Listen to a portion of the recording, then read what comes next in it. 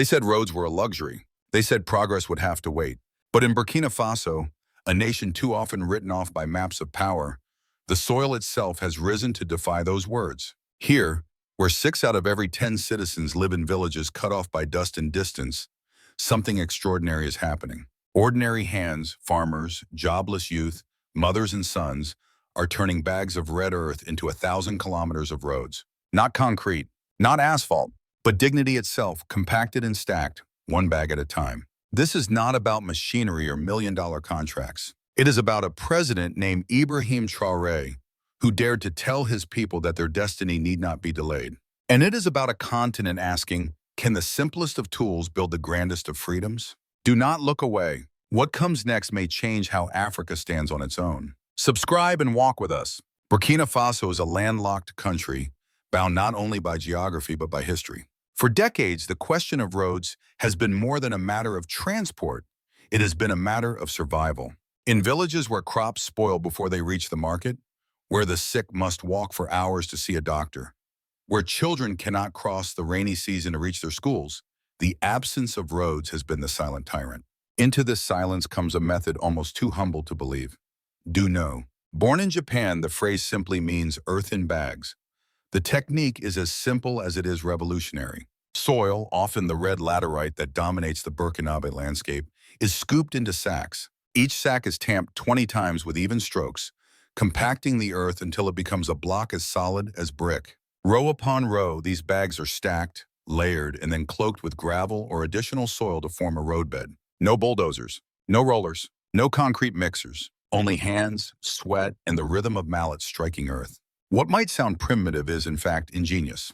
It costs a fraction of conventional methods, requires no imported machines, and, most importantly, demands participation from those who will walk, ride, and live on these roads. President Ibrahim Traoré has set his eyes on a monumental goal: 1,000 kilometers of rural roads built with Do Nou. For skeptics, the figure is daunting, almost impossible. But for a nation where 60% of the population lives in rural isolation, it is not just an ambition, it is an emergency. To connect farmers to markets, to link mothers to hospitals, to bring students to classrooms, the road is not an option. It is oxygen. The genius of this project lies not in engineering alone, but in the spirit it ignites. Every sack filled, every strike of the tamping tool is also a strike against despair. Young men and women, too long idle without jobs, now become builders of their own destiny. A road does not only lead outward, it leads inward to a sense of ownership. When communities construct their own infrastructure, they do not wait for foreign contractors who may arrive late, inflate budgets, or vanish mid-project. They finish what they begin, and they guard what they build. In this way, Do Nou is more than a technique. It is a declaration. It says to the world that progress does not have to be imported, that development can rise literally from the soil beneath one's feet. And it says to the people themselves, your calloused hands are not a curse of poverty. They are the tools of liberation. The red roads of laterite are not yet paved with tar, but they are paved with something greater: the conviction that dignity can be built without waiting for charity. For every kilometer completed, the nation inches closer to breaking a cycle of isolation that has bound it for generations. But this is not just about roads. It is about rewriting the destiny of a nation with bare hands. There is a moment when an idea ceases to be theory and becomes a living force. In Burkina Faso, that moment arrives when entire communities gather, shoulder to shoulder, to turn earth into roads. The thud of tamping sticks echoes across villages. Rows of soil-filled bags stretch like arteries across the red landscape. Young men, once dismissed as unemployed, swing their mallets with pride. Women carry sacks of earth with the rhythm of endurance. Children, wide-eyed, watch their parents transform dust into destiny. This is the crescendo. Not speeches in parliament, not contracts signed in offices, but the sound of ordinary people reshaping their nation. For them, every meter gained is a triumph over neglect. Every road segment is a bridge to opportunity, carved by their own determination. The emotional charge is palpable. Families who once despaired at being forgotten by the state now feel seen, not as passive recipients of aid, but as architects of their own future. The road becomes a symbol of dignity. It is no longer an abstract promise. It is a path they can touch, walk, and claim as their own. The media within Burkina Faso captures this spirit. Local radio stations describe Do Nou not just as construction, but as mobilization.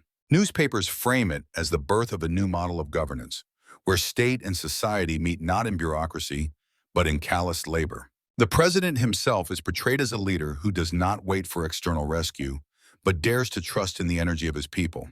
Internationally, the coverage is quieter, more cautious. Experts note the novelty of a Japanese-born method adapted so dramatically in Africa. Development analysts highlight its low cost, its community-driven model, its potential scalability. Some critics raise questions. Will the roads endure? Can enthusiasm alone maintain long-term infrastructure? Yet even skepticism cannot erase the image of thousands of Burkinabe building roads with their bare hands. For young people in the Sahel, where disillusionment too often breeds unrest, the project carries psychological weight. To build is to resist despair. To work with one's hands is to reclaim agency. This transformation of idle youth into nation builders is itself a quiet revolution.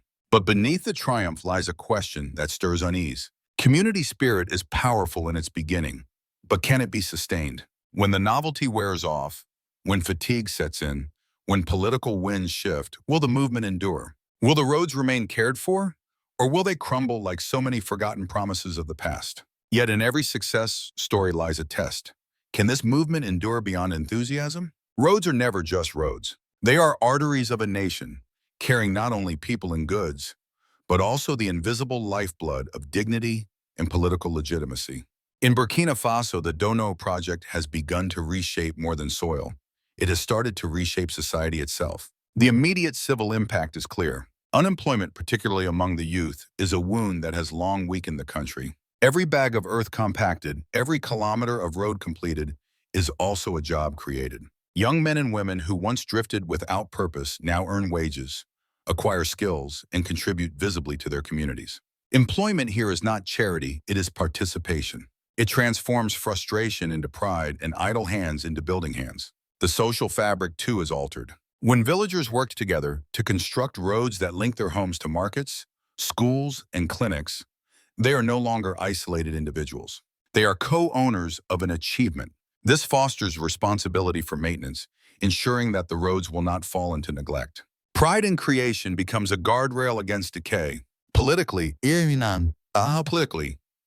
Ibrahim Traoré strengthens his legitimacy not by speeches alone, but by deeds that touch daily lives. In a nation weary of waiting for broken promises, he presents an alternative path, one that does not rely on endless loans, foreign contractors, or aid packages tied with conditions. Instead, the state decentralizes responsibility, empowering communities and local governments to take the lead. It is a shift from dependency to agency, from passivity to participation. Economically, the model is pragmatic. Heavy machinery and asphalt are still necessary for highways and main arteries. But for the thousands of kilometers of rural roads, Do Nou provides an affordable and scalable alternative. By using community labor and local soil, costs are slashed. The government can then channel its limited resources toward major infrastructure projects while ensuring that rural areas are not left behind. This balance is not accidental, it is strategic. It acknowledges the dual reality of Burkina Faso, the need for modernization, and the necessity of practicality. The Do Nou method sits precisely at this intersection. From a broader perspective, the project also embodies a deeper narrative. This is the face of an anti-colonial Africa, where dignity is built not with aid, but with the hands of its people. For too long, development was defined by what external powers were willing to provide. Roads built by foreign contractors, financed by foreign loans, and maintained only as long as donors approved. The Do Nou roads declare another vision, development not as dependency but as defiance. Yet there are challenges that cannot be ignored. Do Nou roads are not eternal. They are vulnerable to heavy loads, susceptible to erosion, and demand periodic maintenance. If communities falter in upkeep, the roads may crumble, and the project's promise could be weakened. Moreover, political capital is fragile. What begins as a unifying movement could risk being politicized or undermined by rivals. Still, the essence remains undeniable. By transforming infrastructure into a communal act, the state has tapped into a resource more renewable than oil or gold, the will of its people. But what happens when the outside world begins to watch closely? No nation builds in isolation. Every road in Burkina Faso, though laid with local hands, resonates far beyond its borders. The Do Nou experiment is being watched, not only by villagers who will walk those paths, but by neighbors, allies, and global powers who measure sovereignty and infrastructure. Across Africa, the African Union and ECOWAS speak of integration, trade corridors, and economic zones. Yet such visions often stumble because the most basic link, the rural road, is missing. Burkina Faso's initiative challenges this reality. It suggests that continental unity does not always begin with grand highways financed by billion-dollar loans, but with red laterite roads crafted by citizens. This is where continental aspirations touch the ground. From Europe, there is cautious interest. Development agencies note the low-cost and community-driven model. Some applaud the innovation, seeing in it a grassroots answer to decades of donor dependency. Yet others remain skeptical, warning that without machinery and modern standards, the roads may not endure, and the narrative of success could falter. Still, the symbolism is undeniable. Here is a nation attempting to step outside the usual cycle of aid and debt. For the United States, the Sahel is a theater of security concerns. Counterterrorism strategies hinge on mobility. Armies must move quickly, supplies must reach remote outposts. In this light, Do Nou roads are more than rural conveniences, they are strategic assets. The ability of security forces to traverse villages swiftly could shift the balance in a region long destabilized by armed groups. Washington may not yet speak loudly of Do Nou, but the implications are clear. A self-reliant Burkina Faso alters the calculus of dependence. Beyond geopolitics, there is the moral weight of example. In a world where narratives of Africa often orbit around aid and crisis, the image of Burkinabe villagers shaping their own destiny is quietly revolutionary. It challenges stereotypes, it unsettles the old order, and it asserts a claim long deferred, that sovereignty is not a gift to be granted, but a right to be exercised. This initiative echoes the deeper call for African sovereignty, a continent shaping its own path, refusing to be defined by external prescriptions. But sovereignty always comes with a price. Who is ready to pay it?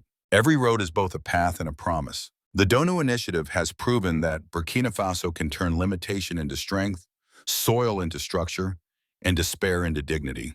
Yet the journey ahead is as demanding as the tamping of earth itself. The future offers two faces. On one side lies risk.